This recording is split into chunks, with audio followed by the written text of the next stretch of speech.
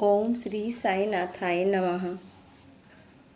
श्री साईं बाबा की अनमोल बातें चैनल की तरफ से हम अपना एक्सपीरियंस शेयर करना चाहते हैं। हम पहले बाबा को बहुत मानते थे, तो अचानक मेरे मन में पता नहीं क्या हो गया कि हम बाबा की पूजा करने में मन नहीं लगता था। पता नहीं ऐसा क्यों हो रहा था, मुझे कुछ भी समझ में नहीं आ रहा था। बस मैं बाबा से ये अरदास करती थी, बाबा मैं क्या करूं, मुझे सद्बुद्धि दो, मुझे कुछ भी समझ में नहीं आ रहा मैं क्या करूं। तो बस मन में यही चल रहा था, बस एक बार मैं शिरडी हुआ हूँ, लेकिन कहीं से कुछ हो ही नहीं पा रहा था। मेरे हस्बैंड भी कह रहे थे नहीं अभी शिरडी नहीं जाना है, नहीं जाना है। बीत गया कम से कम 2 साल बीत गया ऐसे ही। बाबा में मन नहीं लग रहा था। फिर अचानक एक दिन फ़ोन आता है कि आप आ जाओ शिरडी, और मतलब जो है शिरडी आप आ जाइए, बाबा आपको बुला रहे हैं। मैंने कहा जी हम बिल्कुल आएंगे शिरडी। तो मैंने एक लोगों से पूछा, मैंने कहा आप शिरडी चलना चाहेंगी, मैंने उनको मैसेज किया था मोबाइल पे। तो उन्होंने कोई जवाब नहीं दिया। तो मैंने दूसरे दिन भी उनसे यही क्वेश्चन किया कि क्या आप शिरडी चलना चाहती मेरे साथ, मैं जा रही हूँ। तो उन्होंने दोबारा भी कोई आंसर नहीं दिया, कोई बात नहीं की। तो मैंने कहा शायद बाबा की यही मर्जी है। तो उसके बाद मैं शांत बैठ गई।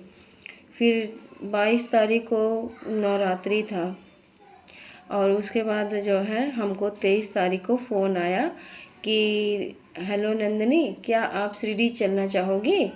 तो मैंने कहा दीदी हाँ बिल्कुल, लेकिन ये अचानक से कैसे, मैं क्या करूँ, मैं तो किराया तो टिकट तो कुछ हुआ नहीं कंफर्म, तो हम कैसे चलेंगे अचानक से, मैं कैसे इतना एडजस्ट करूँगी।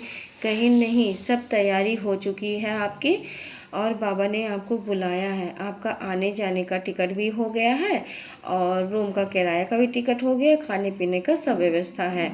आपको सिर्फ चलना है। 23 तारीख को मेरे पास फ़ोन आया था और कह रहे थे कि कल जो है 3 बजे आपको चार बाग के लिए आपको निकलना है। तो मैंने कहा ठीक है अच्छा। तो मैंने फिर उसके बाद हस्बैंड से बात की, तो उन्होंने कहा था कि हमको बता देना क्या बात है क्या नहीं। तो मैंने कहा ठीक है मैं बता दूंगी। मैंने हस्बैंड से बात की, हस्बैंड ने बोला कि ठीक है चले जाओ। तो उसके बाद हम चले गए। तो वहाँ गए, मैंने बाबा का अच्छे से दर्शन किया, सब कुछ किया। मैं बाबा से यही कहती थी, बाबा आप हमसे कब मिलने आओगे, किस टाइम मिलोगे बाबा, मुझे आभास होना चाहिए कि आप मिलने आओगे। तो उसके बाद जो है हम वहाँ पे वहाँ पे गुरु स्थान में नीम की पत्ती ढूंढ रही थी, तो नीम की पत्ती मुझे मिली, और उसके बाद वहीं पे हम बैठ गए। बैठ के बस यही सोच रही थी कि बाबा कब आएंगे, बाबा कब आएंगे, मुझे आशीर्वाद देंगे बाबा, बस मन में यही चल रहा था। फिर अचानक से एक द्रुत गति में कोई आया सफ़ेद वस्त्र में, और हमको आशीर्वाद दोनों हाथ से मेरे सिर पे आशीर्वाद दिया, और मेरे साथ जो फ्रेंड गई थी और मेरे बच्चे के सिर पे भी आशीर्वाद उन्होंने दिया। और वो उनके मैंने चरण छुए, आशीर्वाद ली। मैं उनसे कुछ कह पाऊँ कि वो मतलब जल्दी से वो निकल गए, फिर वो कहीं पर भी मुझे नज़र नहीं आए। तो ये मतलब मेरा यही एक्सपीरियंस था। इतना अच्छा लगा उस टाइम से, मैं इतनी खुश रहने लगी, मतलब खुशी होने लगी, एक शक्ति से आभास होने लगी कि हाँ सचमुच में बाबा हैं। तो बहुत खुशी मिली इसके लिए मुझे। उस दिन नीम की पत्तियाँ भी मिली थी, 9 नीम की पत्तियाँ मिली थी उस दिन। तो उसके बाद जो है फिर हम गए घर पे, पर्स डाले गए, वहाँ पे हमने प्रसाद खाया बाबा का। फिर हम गए घर पे, सब दिन अच्छा जाने लगा।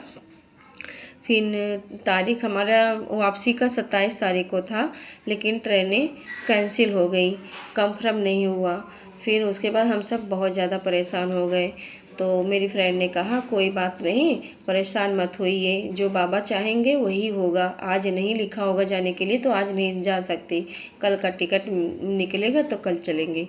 तो अचानक वही हुआ कि मतलब कल का टिकट निकल गया, दोबारा वो कैंसिल करवा के दूसरा टिकट निकल गया।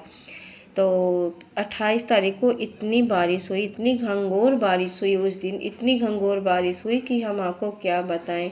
बारिश होती रही 4 बजे से लेके कम से कम 11-12 अगले दिन तक बारिश होती रही, रुकी नहीं बारिश। तो हम मतलब द्वारका माई में बैठे थे, फिर वहाँ से यहाँ आए जहाँ पे बाबा का संगीत होता है, नृत्य होती है, फिर वहाँ पे आए। वहाँ पर कुछ देर तक बैठे रहे। तो हम और मेरे छोटा वाला बेटा 9 साल का है, वो गीला हो गया था। वॉशरूम आई थी, हम कराने गए थे तो वो गीला हो गया था। तो मेरी फ्रेंड ने सोचा कि दोनों गीले हो गए हैं, यहाँ रुकेंगे तो ये बीमार पड़ जाएंगे। तब उसी बारिश में हम सब लोग कमरे के लिए निकल पड़े। और हमारा जो है कम से 1 किलोमीटर दूर मेरा वो रूम था।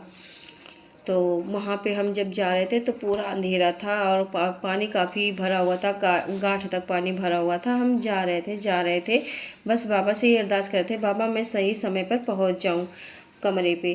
तो कोई नहीं, पूरा सन्नाटा, कोई किसी का आना जाना नहीं। तो हम जब जा रहे थे बस बाबा का नाम लिए रहे थे, सब लोग घबरा रहे थे, इतना सन्नाटा, इतना अंधेरा और इतनी घंघोर बारिश में।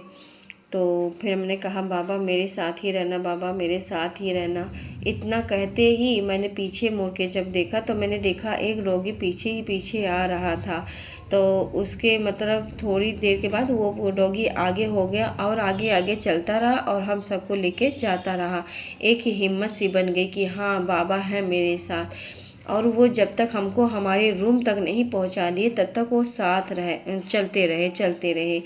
और जहाँ मैं रुकी थी वहाँ पर पहले से ही 2 डॉगी रहते थे। जब बाबा हमको रूम पर तक लेके गए तो वो दोनों डॉगी बाबा को भौंकने लगे, बहुत भौंका। लेकिन जो डॉगी मुझे लेके गया था वो बिल्कुल भी नहीं भौंका। मैंने कहा बाबा अब जाइए, आप परेशान मत होइए, मैं आ गई हूँ रूम पे, बाबा अब जाइए बाबा। तो फिर उसके बाद वो वहाँ से चला गया। इस तरह से हमारे साथ यही एक्सपीरियंस हुआ। हम सबके साथ इतना बाबा साथ देते हैं, इतना सुख दुख में साथ देते हैं, करने वाले भी बाबा हैं, धरने वाले भी बाबा हैं। बाबा हम सबकी मनोकामना ऐसे ही पूर्ण करते रहना बाबा। बाबा हर मुसीबत में साथ देते हैं। आप लोग भी बाबा पर पूर्ण विश्वास रखिए, बाबा ज़रूर इच्छाएं पूरी करते हैं। इसीलिए बाबा के 2 मंत्र हैं, श्रद्धा और सबूरी। तो हमें सब्र करना चाहिए और बाबा पर श्रद्धा बनाए रखनी चाहिए।